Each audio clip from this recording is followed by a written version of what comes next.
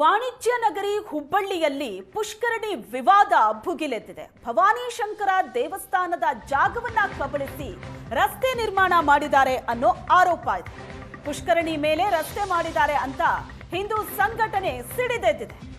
ಅನಧಿಕೃತ ರಸ್ತೆಯನ್ನ ಕಿತ್ತಾಕ್ತೀವಿ ಅಂತ ಹಿಂದೂ ಸಂಘಟನೆಗಳು ಹೇಳಿರೋದು. ರಸ್ತೆ ಕಿತ್ತಾಕೋದಕ್ಕೆ ಬಿಡಲ್ಲ ಅಂತ ಮುಸ್ಲಿಂ ಸಂಘಟನೆಗಳು ಹೇಳಿವೆ. ಆಸರ ಓಣಿಯ ಪುಷ್ಕರಣಿ ಸಮರ ಈಗ ಹಳೆ ಹುಬ್ಬಳ್ಳಿಯಲ್ಲಿ ನಿಷೇಧಾಜ್ಞೆಗೂ ಕಾರಣ ಆಗಿದೆ. ಹಳೆ ಹುಬ್ಬಳ್ಳಿ ಪ್ರದೇಶದ ರಸ್ತೆಗಳನ್ನ ಪೊಲೀಸರು ಸೀಸ್ ಮಾಡಿದ್ದಾರೆ. ವಾಹನಗಳ ಓಡಾಟ ಇಲ್ಲ, ಜನರ ಓಡಾಟವೂ ಕೂಡ ಇಲ್ಲ, ನಿರ್ಬಂಧ. ಗಲ್ಲಿ ಗಲ್ಲಿಯಲ್ಲಿ ಪೊಲೀಸರ ನಿಯೋಜನೆ ಆಗಿದೆ. ಅಲ್ಲಿರುವಂತ ಐತಿಹಾಸಿಕ ಪುಷ್ಕರಣಿ ಅದನ್ನ ಮಣ್ಣು ಹಾಕಿ ಮುಚ್ಚಿ ಅದರ ಮೇಲೆ ಅಕ್ರಮವಾಗಿ ರಸ್ತೆ ನಿರ್ಮಾಣ ಮಾಡಿದ್ದಾರೆ ಅಂತ ಹಿಂದೂ ಸಂಘಟನೆಗಳು ಆಕ್ರೋಶವನ್ನ ವ್ಯಕ್ತಪಡಿಸ್ತಾ ಇರೋದು. ಒಂದು ಡೆಡ್ ಲೈನ್ ಕೊಟ್ಟಿದ್ರು.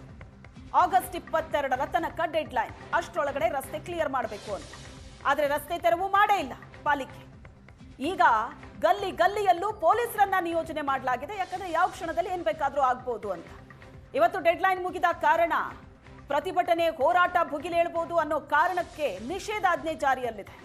ಓಡಾಡೋ ಹಾಗಿಲ್ಲ, ವಾಹನಗಳ ಓಡಾಟವೂ ಇಲ್ಲ, ಜನರ ಓಡಾಟ ಇಲ್ಲ, ಪ್ರತಿಭಟನೆ ನಡೆಸೋ ಹಾಗಿಲ್ಲ, ಘೋಷಣೆ ಕೂಗೋ ಹಾಗಿಲ್ಲ. ಹಳೆ ಬಳಿಯ ಭವಾನಿ ಶಂಕರ ದೇವಸ್ಥಾನದ ಜಾಗವನ್ನು ಬೆಳೆಸಿ ರಸ್ತೆಯನ್ನು ನಿರ್ಮಿಸಲಾಗಿದೆ ಅಂತ ಹೇಳಿ ಹಿಂದೂ ಸಂಘಟನೆಗಳು ಪ್ರತಿಭಟನೆಗಳಿದೆ. ಅದು ವಿಕೋಪಕ್ಕೆ ಹೋಗುವ ಸಾಧ್ಯತೆ ಇದೆ ಅನ್ನೋ ಕಾರಣಕ್ಕಾಗಿ ಪೊಲೀಸರು ಮುಂಜಾಗ್ರತಾ ಕ್ರಮವಾಗಿ ಒಂದು ನಿಷೇಧಾಜ್ಞೆಯನ್ನ ಜಾರಿ ಮಾಡಿರುವಂಥದ್ದು. ಇಡೀ ಆಸರಹೊಂಡ ಪ್ರದೇಶ, ಹಳೆ ಹುಬ್ಬಳ್ಳಿ, ಚನ್ನಪೇಟೆಗೆ ಹೊಂದಿಕೊಂಡಿರುವಂತಹ ಈ ಹಿಂಭಾಗದಲ್ಲೂ ಕೂಡ ಬಿಗಿ ಪೊಲೀಸ್ ಭದ್ರತೆಯನ್ನ ಮಾಡಲಾಗಿದೆ. ಇಡೀ ಏರಿಯಾವನ್ನ ಸೀಸ್ ಮಾಡಲಾಗಿದೆ. ಈ ಏರಿಯಾಕ್ಕೆ ಸಂಪರ್ಕ ಕಲ್ಪಿಸುವಂತಹ ಚಿಕ್ಕ ಚಿಕ್ಕ ರಸ್ತೆಗಳನ್ನು ಕೂಡ ಬ್ಯಾರಿಕೇಡ್ಗಳನ್ನು ಹಾಕಿ ಬ್ಲಾಕ್ ಮಾಡಲಾಗಿದೆ. ಈ ಕುರಿತಂತೆ ಮಾತನಾಡಲಿಕ್ಕೆ ನಮ್ಮ ಜೊತೆಗೆ Hubballi Dharwad police commissioner N Shashikumar ಅವರಿದ್ದಾರೆ. ಅವ್ರನ್ನ ಮಾತನಾಡಿಸ್ತೇನೆ. ಸರ್, ಯಾವ ರೀತಿ ಈಗ ಪ್ರಿಕಾಷನ್ಸ್ ಅನ್ನ ತೆಗೆದುಕೊಂಡಿದ್ದೀರಿ? ಎಷ್ಟು ಪೊಲೀಸನ್ನ ಡೆಪ್ಯೂಟ್ ಮಾಡಿದ್ರಿ? ಏನಿದೆ ಸರ್ ಸಿಚುವೇಶನ್? ಈಗ ಆಸ್ ಎ ಪ್ರಿಕಾಷನ್ 163 BNSS ಅಡಿಯಲ್ಲಿ ನಿಷೇಧಾಜ್ಞೆ ಜಾರಿ ಮಾಡಿದ್ದೇವೆ. ಆಸರೋಣಿ ರಸ್ತೆ ಕಾಮಗಾರಿ ನಡೆದಿರುವಂಥ ಸ್ಥಳ ಏನಿದೆ ಅಲ್ಲಿಂದ ಸುಮಾರು 500 ಮೀಟರ್ಷ್ಟು ನಾವು ನಿಷೇಧಾಜ್ಞೆಯನ್ನು ಜಾರಿ ಮಾಡಿದ್ದೇವೆ. ಎರಡನೇದು ಸುಮಾರು 1500ರಷ್ಟು ಅಧಿಕಾರಿ ಸಿಬ್ಬಂದಿಗಳನ್ನು ಒಳಗೊಂಡಂತೆ ಒಂದು ಸುಸಜ್ಜಿತ ಬಂದೋಬಸ್ತನ್ನು ಮಾಡಿದ್ದೇವೆ. ಅದ್ರ ಜೊತೆ ಪ್ರತಿಭಟನಾಕಾರರ ಜೊತೆ ಕೂಡ ಅವರಿಗೆ ಮನವರಿಕೆ ಮಾಡಿಕೊಡುವಂಥ ಕೆಲಸ ಮಾಡಿದ್ದೇವೆ.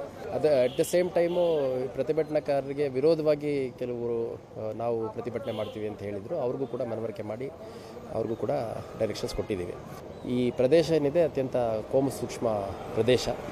ಯಾವುದೇ ಒಂದು ಅಹಿತಕರ ಘಟನೆ ನಡೀಬಾರ್ದು ಅಂತ ಏನೆಲ್ಲ ಮುಂಜಾಗ್ರತಾ ಕ್ರಮ ಕೈಗೊಳ್ಳಲಿಕ್ಕೆ ಸಾಧ್ಯ ಇದೆ ಅದನ್ನೆಲ್ಲ ಕೈಗೊಂಡಿದೆ. ಸರ್, ಈಗ ಈ ಹಿಂದೆ ರಸ್ತೆ ವಿಚಾರವಾಗಿ ವಿವಾದ ಹುಟ್ಟಾಗೂ ಸಭೆಗಳಾಯಿತು, ಸಭೆಗಳಲ್ಲಿ ವಿಫಲ ಆಯಿತು. ಅವ್ರು ಕೇಳುವಂಥ ಕ್ಲೇಮ್ ಏನಿತ್ತು, ಇಲ್ಲ ಇದು ಪ್ರಾಚ್ಯವಸ್ತು ಇಲಾಖೆ ಸೇರಿದ ಜಾಗ ಅಂತ. ಅಧಿಕಾರಿಗಳು ಇದುವರೆಗೆ ಏನಾದರೂ ಹಿಂದಿನ ಮೀಟಿಂಗ್ಗಳು ಕ್ಲಾರಿಫೈ ಮಾಡಿದ್ರ ಇಲಾಖೆಗೆ? ಈಗ ಅವ್ರದ್ದು ಪ್ರತಿಭಟನಾಕಾರರದು ಏನು ಬೇಡಿಕೆಗಳಿದೆ ಅದು ಕಾರ್ಪೊರೇಷನ್ ಜೊತೆಗಿದೆ.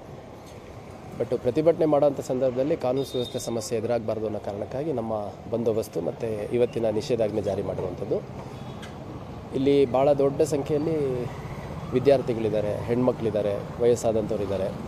ಈ ಪ್ರತಿಭಟನೆ ವಿಕೋಪಕ್ಕೆ ಹೋದಂಥ ಸಂದರ್ಭದಲ್ಲಿ ಕಾನೂನು ಸುವ್ಯವಸ್ಥೆ ಸಮಸ್ಯೆ ಎದುರಾದರೆ ಆ ಪ್ರದೇಶನೂ ತುಂಬ ಹೈ ಡೆನ್ಸಿಟಿ ಪಾಪ್ಯುಲೇಷನ್ ಇದೆ. ಹಿಂದೂಗಳಿದ್ದಾರೆ, ಮುಸ್ಲಿಮ್ಸು ಇದ್ದಾರೆ. ಹಂಗಾಗಿ ಯಾವುದೇ ಒಂದು ಅನ್ಟುವರ್ಡ್ ಇನ್ಸಿಡೆಂಟ್ ಆಗಬಾರ್ದು ಅಂತ ನಮ್ಮ ಮುಂಜಾಗ್ರತಾ ಕ್ರಮವಾಗಿ ಈ ನಿಷೇಧಾಜ್ಞೆ ಮತ್ತು ಇಷ್ಟು ಅತ್ಯಂತ ಹೆಚ್ಚಿನ ಸಂಖ್ಯೆಯಲ್ಲಿ ಅಧಿಕಾರಿ ಸಿಬ್ಬಂದಿಗಳ ನಿಯೋಜನೆ. ಸೊ ಅವ್ರದ್ದೇನು ಇಶ್ಯೂಸ್ ಇದೆ, ಬೇಡಿಕೆಗಳಿದೆ, ಅದು ಕಾರ್ಪೊರೇಷನ್ ಜೊತೆ ಅವ್ರು ಸಾರ್ಟ್ ಔಟ್ ಮಾಡ್ಕೋಬೇಕಾಗುತ್ತೆ. ಸರಿ, ಇನ್ನೊಂದು ವಿಚಾರ, ಅವರು ಪ್ರತಿಭಟನೆ ಮಾಡಿಯೇ ತೀರ್ತೇವೆ ಅಂತೇಳಿ ಈಗ ಆಲ್ರೆಡಿ ವಾಟ್ಸಪ್ ಗ್ರೂಪ್ಗಳಲ್ಲಿ ಬೇರೆ ಬೇರೆ ಎಲ್ಲ ಕಡೆ ಒಂದು ಕಡೆ ಜಮಾವಣೆ ಆಗುವಂಥ ಒಂದು ಪ್ರಯತ್ನಗಳು ನಡೆದಿದೆ. ಅದನ್ನು ತಡೀಲಿಕ್ಕೆ ಪೊಲೀಸ್ ಇಲಾಖೆ ಏನು ಮಾಡ್ತಾರೆ? ಇಲ್ಲ, ನಮ್ಮ ಅಧಿಕಾರಿಗಳಿಗೆ ಭಾಳ ಸ್ಪಷ್ಟವಾಗಿ ಏನು ಡೈರೆಕ್ಷನ್ಸ್ ಕೊಟ್ಟಿದ್ದೀನಿ. ಸಂದರ್ಭ ಮತ್ತು ಸಮಯಕ್ಕೆ ಅನುಸಾರವಾಗಿ ಅಗತ್ಯ ಕ್ರಮವನ್ನು ಕೈಗೊಳ್ಳಲಾಗುತ್ತೆ. ಪ್ರತಿಭಟನೆಗೆ ಅವಕಾಶ ಇಲ್ಲ ಸರ್? ಪ್ರತಿಭಟನೆಗೆ ಅವಕಾಶ ಇಲ್ಲ. ಇದು ಪೊಲೀಸ್ ಕಮಿಷನರ್ ಎನ್ ಶಶಿಕುಮಾರ್ ಮಾತು. ಪ್ರತಿಭಟನೆಗೆ ಅವಕಾಶ ಇಲ್ಲ. ಇದೊಂದು ಕೋಮು ಸೂಕ್ಷ್ಮ ಪ್ರದೇಶ, ಅತಿ ಹೆಚ್ಚು ಜನಸಾಂದ್ರತೆ ಇರುವಂಥ ಪ್ರದೇಶ. ಹಾಗಾಗಿ ಮುಂಜಾಗ್ರತಾ ಕ್ರಮವಾಗಿ ಇಲ್ಲಿ ಬಿಗಿ ಪೊಲೀಸ್ ಭದ್ರತೆಯನ್ನು ನಾವು ಕೈಗೊಂಡಿದ್ದೇವೆ. ಅಷ್ಟೇ ಅಲ್ಲ, 163 BNS ಆಕ್ಟ್ ಅಡಿಯಲ್ಲಿ ನಿಷೇಧಾಜ್ಞೆಯನ್ನು ಕೂಡ ಜಾರಿ ಮಾಡಿದ್ದೇವೆ. ಕ್ಯಾಮ್ರಾಮನ್ ಆನಂದ್ ಜೊತೆ ಗುರುರಾಜ್ ಹುಗಾರ್, ಏಷ್ಯಾನೆಟ್ ಸುವರ್ಣ ನ್ಯೂಸ್.